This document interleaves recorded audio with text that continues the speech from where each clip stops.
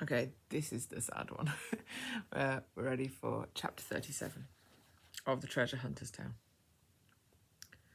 The group in the cave edged their way along towards its opening where the daylight had turned to dusk. They had no idea what had happened. Just then there was a call from above. "Ho there!"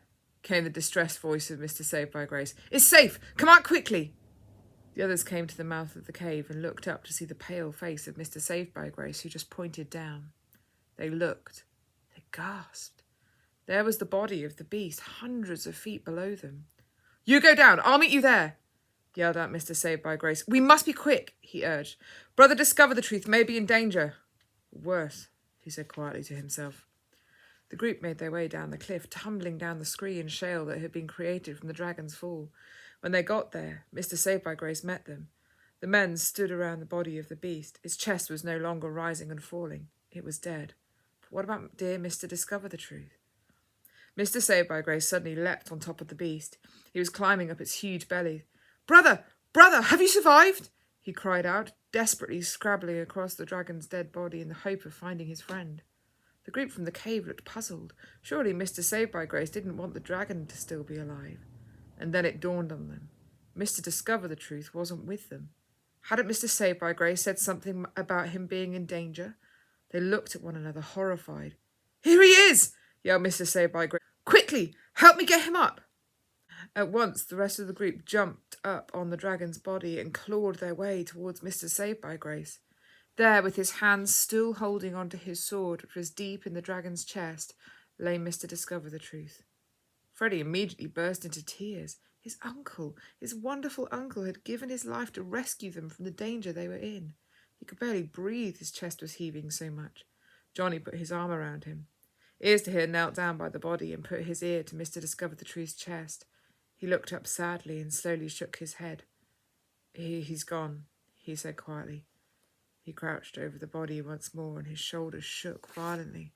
"Oh, my brother," he wept. "You taught me so much. You helped me more than you'll ever know." Mr. Saved by Grace held the lifeless, crushed body of his companion. "My brother," he cried. "Oh, my friend, how I will miss you." Then Freddie and Johnny knelt and held the hand of that noble man. "You are with the king now, which is far better," wept Freddie.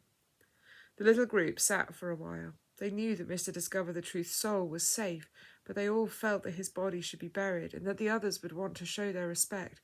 And so Johnny offered to go and get the others and tell them the sad tidings and get them to come and help them carry the body back to the town. Johnny ran as fast as he could with his painful ankle and knees. The tears were streaming down his face as he thought of the heroic final gesture of that noble gentleman. When he arrived to where Shawhope and the farmer's son were, he had to get his breath before he could tell them the news. But the two men had already figured out something bad had happened, for they had heard the roar and the yelling and the wailing. They hurried back, and then between them they threaded their coats through branches to form a stretcher, and then each taking his position, they lifted the body and began to make the long walk home. They walked all through the night. The only sound that could be heard was the tramp, tramp of the grieving feet and the heavy, laboured breathing of the mourning men. Freddie grew up in that journey. He put away childish things and became serious and grave that night. When they got to town, they were met with gasps as people saw the sorry band. The news that the dragon had been slain was now not a message of joyous celebration, but a devastating fact that had been the cause of the death of a most respected and beloved gentleman. Mr. Newhart came rushing out of the church when he heard the commotion, and when he saw what it was all tending to, he sunk to the ground on his knees and wept. Mrs. Beloved of the King, who was inside the house getting tea while her mother settled Iron down for the night, was surprised when Freddie came quickly but quietly through the front door. "Hello, Fred," she said, but immediately saw his face and knew something was wrong. "What is it, Freddie?" she said with earnestness in her voice. Freddie burst into fresh tears and held on to his mother. Mrs. Beloved of the King was really panicked now. "What is it, Freddie? What's happened?" she cried.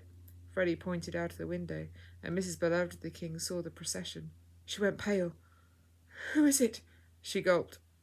"Mr. Discover..." Mrs. Beloved of the King gasped and flew out of the house into the group.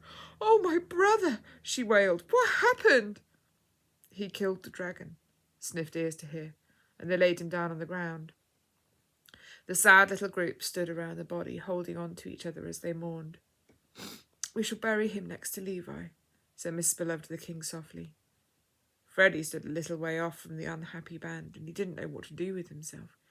He had so many questions running through his mind. Then he heard Hope crying and saw her sitting on the step. He rushed over to her.